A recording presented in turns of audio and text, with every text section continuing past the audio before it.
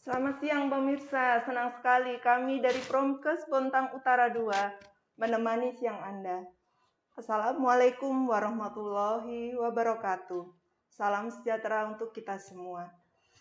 Pada siang hari ini kita kedatangan tamu istimewa kita yaitu Dr. Vano dan saya akan menemani Bapak Ibu sekalian. Anastasia Devita, saya pengelola program TB di Puskesmas Bontang Utara 2. Pada siang hari ini kita akan berdiskusi secara banyak tentang TB.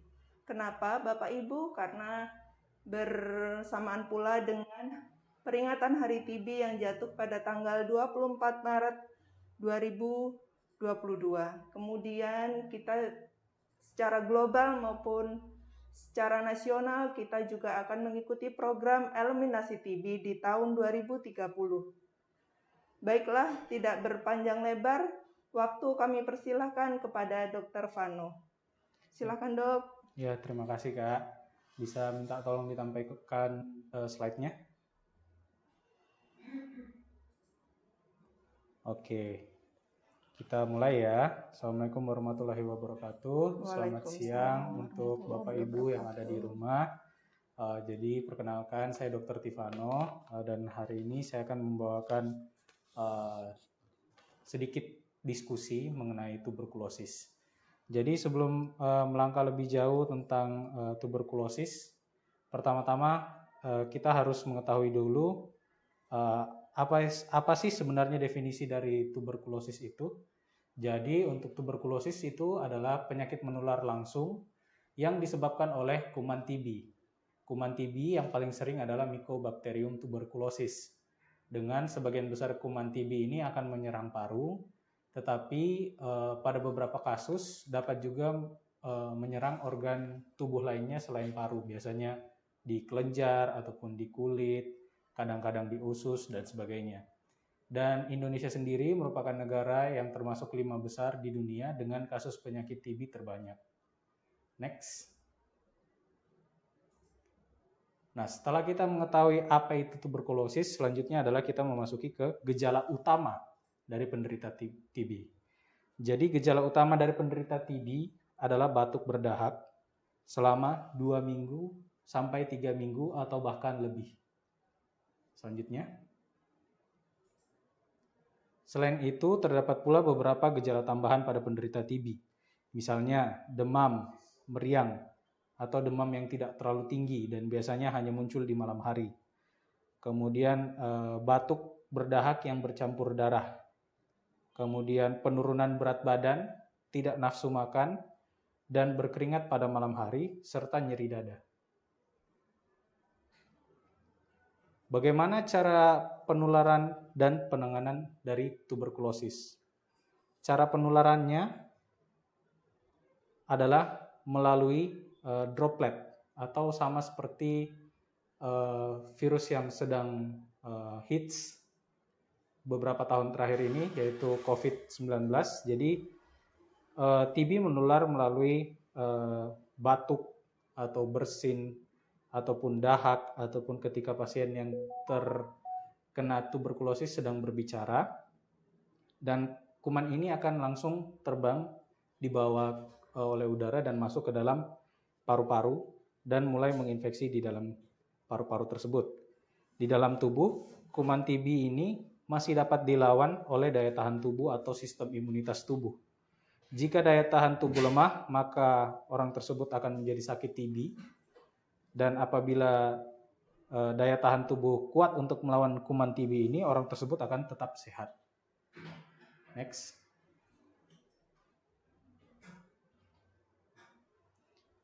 Bagaimana penanganan tuberkulosis? Jadi untuk penanganan tuberkulosis, yang pertama itu kita harus memeriksakan dahak kita.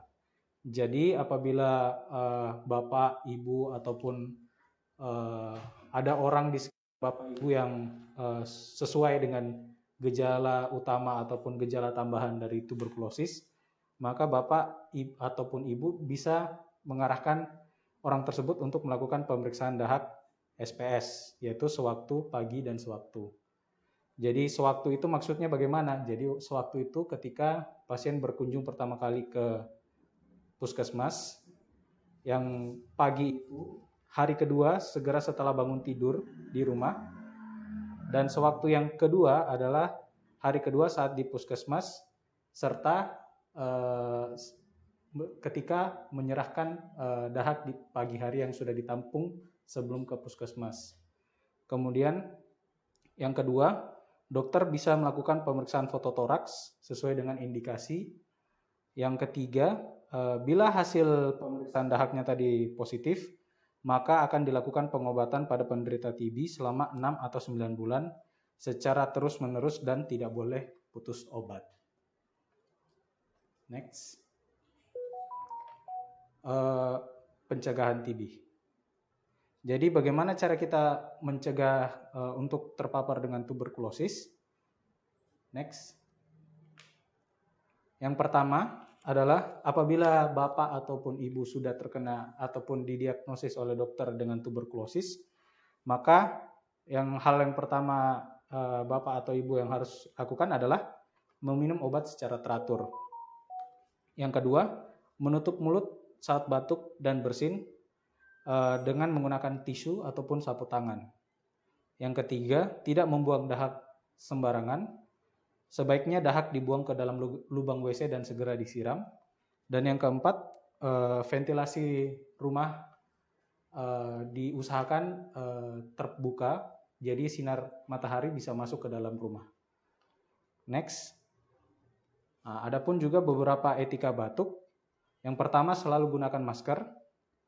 Yang kedua, apabila ingin batuk, maskernya jangan diturunkan ataupun dibuka, tetap pakai maskernya. Tutup mulut dan hidung, bisa menggunakan siku atau menggunakan tisu atau sapu tangan. Kemudian boleh batuk ataupun bersin. Kemudian nanti maskernya diganti dengan masker yang baru. Setelah itu dilakukan cuci tangan menggunakan air dan sabun. Next. Selain penggunaan etika batuk, kemudian jangan membuang dahak sembarangan, ventilasi udara di rumah harus baik, bisa juga dilakukan pencegahan TB melalui intervensi gizi. Yang pertama, makan makanan yang bergizi untuk meningkatkan daya tahan tubuh. Yang kedua, menjemur alas tidur agar tidak lembab. Yang ketiga, berolahraga dengan teratur. Yang keempat, mendapatkan suntikan vaksin BCG bagi anak usia di bawah 5 tahun untuk menghindari TB berat. Di kasus TB berat ini maksudnya meningitis TB dan TB miliar pada anak. Dan yang terakhir adalah dengan tidak merokok. Nah, kemudian ada juga program pemerintah yakni TOS TBC. Apa itu TOS TBC? Next. Jadi TOS TBC merupakan singkatan dari temukan tuberkulosis, obati sampai sembuh. Salah satu pendekatan untuk menemukan, mendiagnosis, mengobati, dan menyembuhkan pasien TBC ini dilakukan untuk menghentikan penularan tuberkulosis di masyarakat. Jadi langkah-langkah yang bisa kita ambil, yang pertama kita menemukan gejala, kemudian kita obati, dan yang terakhir adalah kita pantau pengobatannya sampai sembuh. Ya, ini adalah pamfletnya, bagaimana cara menemukannya, bagaimana mengobati, dan bagaimana cara memantau pengobatannya sampai sembuh. Oke, next. Saya kira cukup materi dari saya. Sekian dan terima kasih. Wah, terima kasih Dr. Vano. Begitu menarik tentang TB yang awalnya kita tidur. Materi ini juga jarang-jarang kita ini ya dok, kita refresh. Sekarang kita mendapat lagi seperti suntikan baru tentang TBC. Jadi Bapak Ibu sekalian, sebenarnya TBC itu bukan hal yang asing. Sudah 130 tahun berada di Indonesia bahkan mendunia.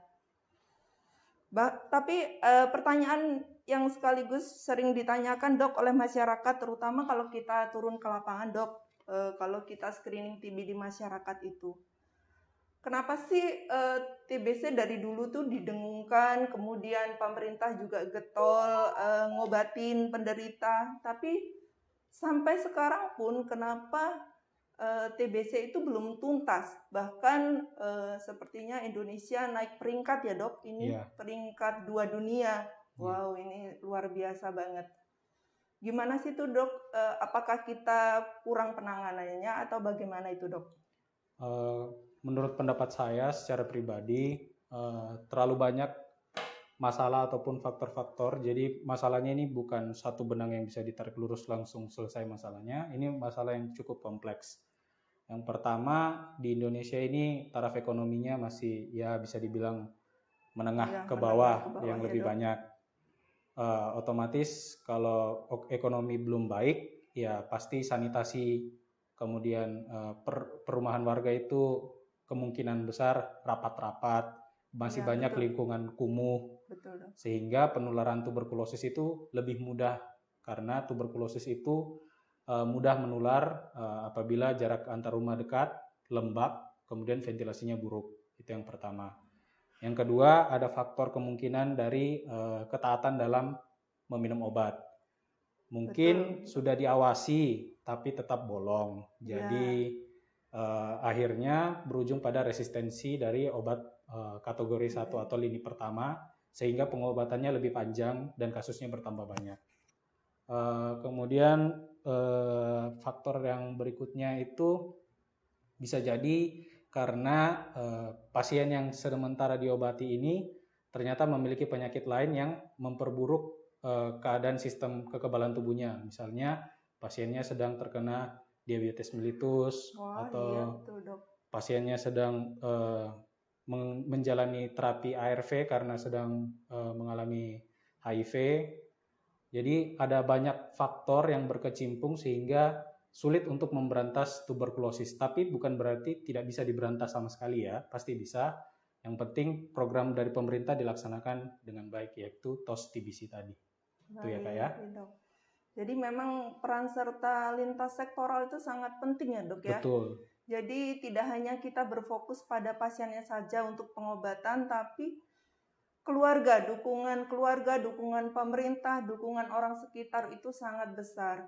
Jadi kenapa sebenarnya TB 130 tahun kita masih aja mengobok-ngobok TB.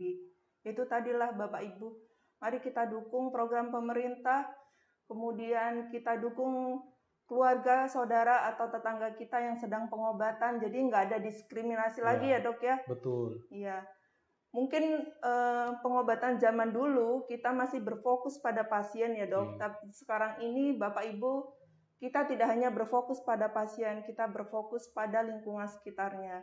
Jadi kalau pasien pengobatan TB tanpa kita benahi lingkungan atau kita screening lingkungannya, sepertinya ya TB nggak akan musnah dari bumi kita.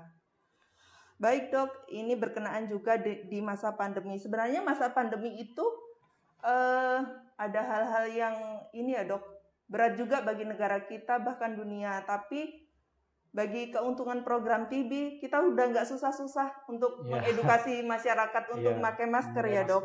Betul. Nah dari beberapa pasien kita yang berkunjung dok, sering ada pertanyaan, bahkan kita kan Bapak Ibu sudah vaksin belum? Kami takut. Nah, pertanyaannya dok, bolehkah penderita TB itu mendapat vaksin COVID? Gitu dok. Sepengetahuan saya dan materi yang sudah saya baca berdasarkan sumber pedoman COVID yang dirilis sama pemerintah, bisa diakses sendiri.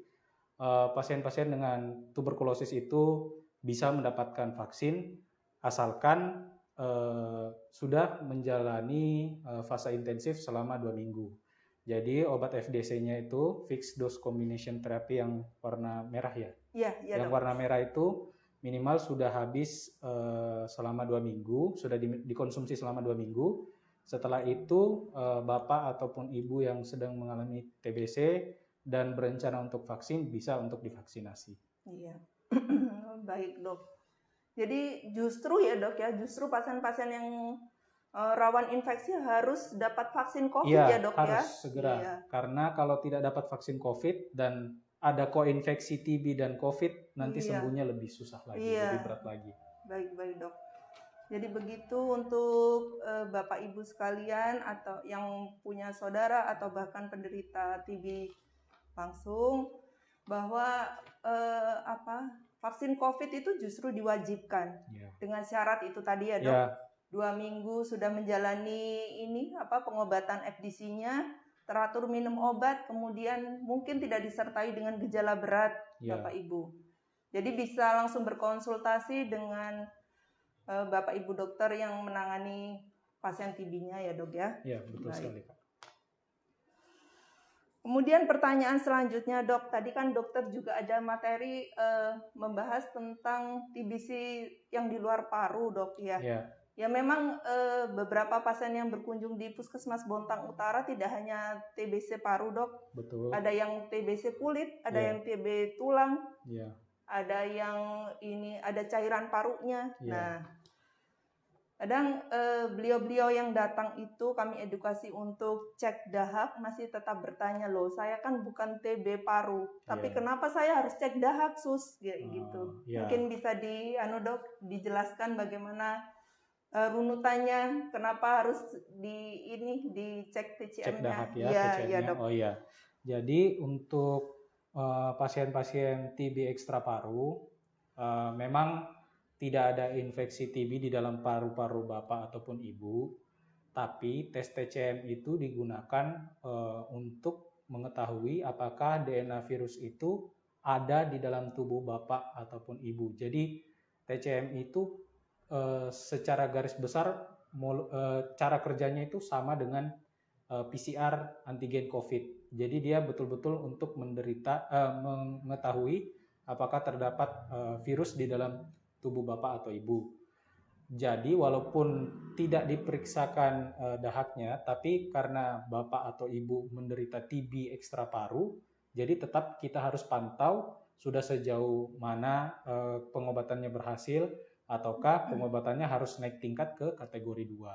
Seperti itu gitu ya dok ya. Nah begitulah Bapak Ibu, mungkin masih asing untuk masyarakat apa sih itu TCM. Jadi Bapak Ibu, TCM adalah salah satu inovasi dari program TB untuk mendiagnosis TB. TCM adalah kesingkatan dari tes cepat molekuler.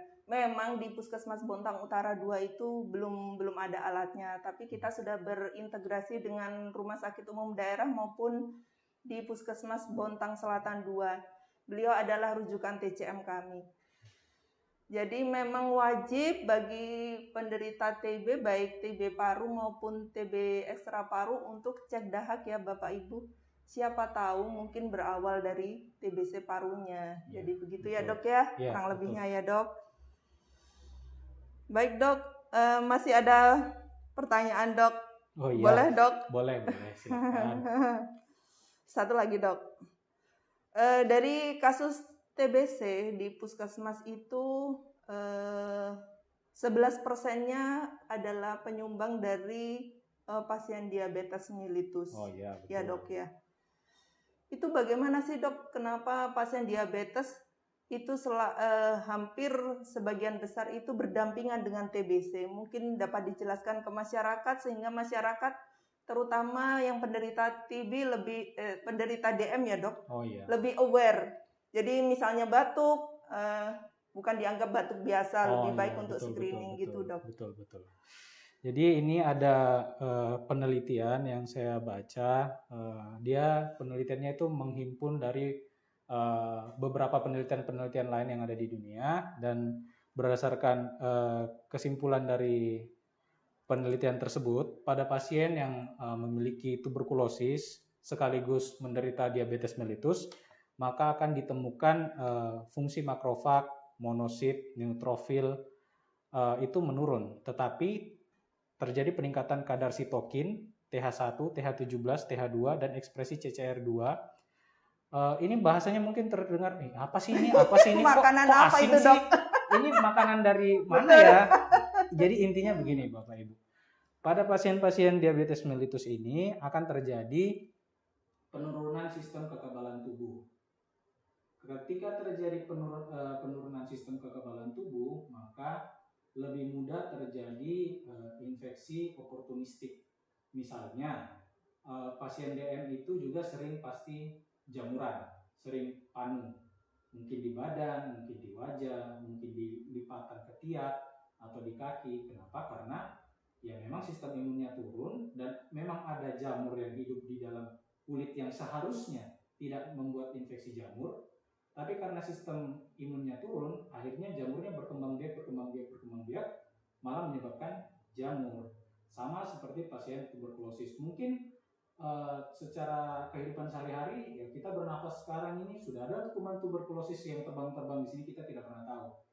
Tapi karena sistem imun kita baik, kita sudah pernah divaksinasi waktu masih kecil, jadi kita tidak sakit tuberkulosis. Tapi pada orang-orang dengan diabetes, sistem imunnya turun sehingga mudah untuk terinfeksi dengan diabetes mellitus. Sehingga mudah terinfeksi dengan tuberkulosis. Makanya apabila ada pasien dengan DM dan ada gejala batuk lama, sebaiknya segera untuk memeriksakan TCM di puskesmas. Gitu, Kak. Iya, terima kasih dokter. Jadi begitu ya Bapak Ibu, terutama dari kelas DM, di puskesmas kita ini dok sudah jalan dok untuk screening TB pada penderita DM ya dok ya. Jadi dari kasus 2020 dok, dari 80 penderita diabetes yang kita screening, ada 2 yang terdiagnosa dengan TB. Itu pun tanpa gejala batuk dok. Oh iya. Ya, jadi masyarakat harus lebih aware, khususnya bagi penderita TB, bahwa boleh menganggap batuk biasa, mungkin 2-3 hari ya dok ya. Kalau batuknya terlalu lama, bahkan berbulan-bulan, wajib untuk cek TCM atau cek dahak. Baik dok, kalau tadi kita berdiskusi tentang TB dewasa dok, boleh ada satu pertanyaan kembali dok, titipan dok. Iya boleh. Iya. Tentang TB anak dok. Iya. Ya, jadi di puskesmas kita selama tahun 2020 sudah merawat pasien TB anak sebanyak 9 orang dok. 9 orang. Nah, ketika kami edukasi bahwa keluarganya untuk cek TCM. Terus saya juga bilang bahwa anak-anak itu bukan sebagai sumber penular. Iya. Tapi dia adalah tertular. Jadi wajib bagi anggota keluarga atau orang terdekat untuk cek TCM. Loh kok bisa, kan sama-sama infeksi Bu gitu. Mungkin bisa dijelaskan ke masyarakat dok, kenapa sih TB anak itu tidak bisa menularkan ke anggota keluarga, bahkan ke saudaranya yang tidur bersama dok? Oh iya. Ya baik Kak. Jadi saya coba jelaskan dulu ya tentang TB anak. Jadi TB di anak itu berbeda dengan TB di orang dewasa. Kalau TB di orang dewasa gejalanya khas batuk lama, kemudian keringat dingin, penurunan berat badan, kehilangan nafsu makan, bisa batuk dengan disertai darah. Sementara pada pasien-pasien anak itu jarang ada yang keluhannya batuk. Lebih sering ke demam tanpa sebab yang jelas dan demamnya lama, bisa sampai semingguan lebih. Kemudian berat badan si anak ini tidak naik, bahkan cenderung turun. Nah, karena jarang ada keluhan tentang batuk, makanya untuk penegakan diagnosis dari TB anak ini membutuhkan scoring tertentu.